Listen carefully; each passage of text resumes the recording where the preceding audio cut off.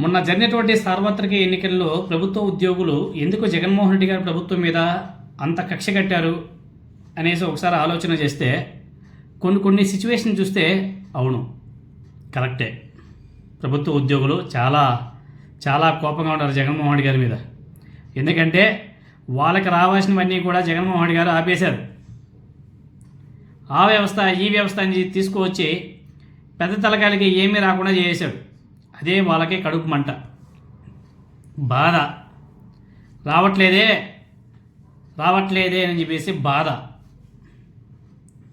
ఇవన్నీ ఎందుకు చెప్పుకుంటున్నామంటే విశాఖపట్నం దగ్గర ఒక డెత్ సర్టిఫికేట్ కోసం ఒక ఉద్యోగి అక్షరాల 50,000 రూపాయలు డిమాండ్ చేశాడంట. డెత్ సర్టిఫికేట్ కోసం వెళ్తే 50,000 రూపాయలు డిమాండ్ చేశాడంట ఒక ప్రభుత్వ ఉద్యోగి ఆంధ్రప్రదేశ్లో విశాఖపట్నం దగ్గర. గత 5 సంవత్సరాల్లో 2019 నుంచి 2024 మధ్య కాలంలో ఏ సర్టిఫికేట్ కావాలన్నా వాలంటీర్ సచివాలయ వ్యవస్థ, మన దూరంలో ఉన్నటువంటి సచివాలయంకి పోతే చాలు సర్టిఫికేట్ చేతికి వచ్చేస్తుంది. వెళ్ళలేమో అది కూడా కుదరదు అని అనుకుంటే వాలంటీర్కి ఫోన్ చేసి రామ్మా మా ఇంటికి ఈ విధంగా నాకు సర్టిఫికేట్ కావాలమ్మా కొంచెం చెయ్యమ్మా అంటే వస్తారు, చేస్తారు, తీసుకొని ఇస్తారు. ఫ్రీగా ఉచితంగా అర్ధ పైసా కూడా ఖర్చు లేకుండా సర్టిఫికేట్ మన ఇంటికి వచ్చేసేది. ఇప్పుడు పాపం డెత్ సర్టిఫికేట్ కోసం 50,000 రూపాయలు ఇచ్చుకోవాల్సిన కర్మ వచ్చింది. ఇప్పుడు ఎగ్జాంపుల్, మరణ ధృవీకరణ పత్రాలు అందించే జీవీఎంసీ కార్యాలయంలో లంచాల మహమ్మారి పెరిగిపోతుంది. మర్రిపాలెంలో ఉండే ఆర్పీఎఫ్ కానిస్టేబుల్ శ్రీనివాసరావు ఈ 1వ తేదీన చనిపోగా కుటుంబ సభ్యులు డెత్ సర్టిఫికేట్ కోసం దరఖాస్తు చేసుకున్నారు. డెత్ సర్టిఫికేట్ కావాలంటే 50,000 రూపాయలు ఇవ్వాల్సిందే అంటూ అక్కడే ఉన్నటువంటి ప్రభుత్వ ఉద్యోగి సిబ్బంది పేరు కూడా చంద్రశేఖర్, అదేవిధంగా వెంకటరమణ, వీళ్ళిద్దరూ డిమాండ్ చేశారంట. ఏసీబీ దాడులు నిర్వహించి ఇద్దరిని కూడా అదుపులోకి తీసుకున్నట్లు ఏసీబీ డిఎస్పీ నాగేశ్వరరావు చెప్పారు. ఎంత దారుణం. అదేవిధంగా రియల్గా ఒక డెత్ సర్టిఫికేట్ కోసం 2019 నుంచి 2024 మధ్య కాలంలో ఒక సర్టిఫికేట్కి అయినటువంటి ఖర్చు ఒక వ్యక్తి సోషల్ మీడియాలో షేర్ చేసుకున్నాడు. వాళ్ళ నాన్నగారు చనిపోతే డెత్ సర్టిఫికేట్ కోసం అప్లై చేసుకుంటే 50 రూపాయలతో పని అయిపోయిందంట. 50 రూపాయలు.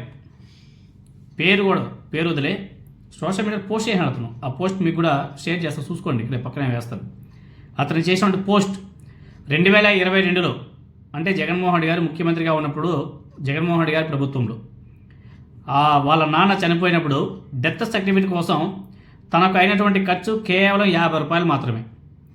ఆ 50 రూపాయలు కూడా సెకండ్ కాపీ కోసం తీసుకున్నారంట. అది కూడా అప్లై చేసిన 2 రోజుల్లోనే ఇచ్చేశారంట. మళ్ళీ ఏ రికమెండేషన్ కూడా పెట్టలేదు అతను. వాలంటీర్ ద్వారా అప్లై చేసుకున్నాడంట. 2వ రోజే ఇంటికి వచ్చి వాలంటీర్ డెత్ సర్టిఫికేట్ ఇచ్చి వెళ్ళిపోయాడంట. అది జగన్మోహన్ రెడ్డి గారి మార్క్ గవర్నెన్స్ అంటే. 2022లో జరిగినటువంటి సంఘటన. ఆ వ్యక్తి సోషల్ మీడియాలో షేర్ చేశాడు. ఏదైతే ఈ విశాఖపట్నంలో 50,000 రూపాయలు డిమాండ్ చేశారో దాన్ని పెట్టి తనకు జరిగినటువంటి మంచిని కూడా గత ప్రభుత్వంలో అతను షేర్ చేశాడు. ఇప్పుడు అదే డెత్ సర్టిఫికేట్ కావాలంటే ఇవ్వడానికి 50,000 రూపాయలు డిమాండ్ చేస్తున్నారంటే ఈ కూటమి ప్రభుత్వంలో ఎంత అవినీతి జరుగుతుందో అర్థం చేసుకోవచ్చు. ఇప్పుడు ఈ కూటమి ప్రభుత్వంలో ఇలా ఉంది కాబట్టి ప్రభుత్వ ఉద్యోగులంతా కూడా కూటమికి బాగా సపోర్ట్ చేసినట్టుగా కనిపిస్తుంది.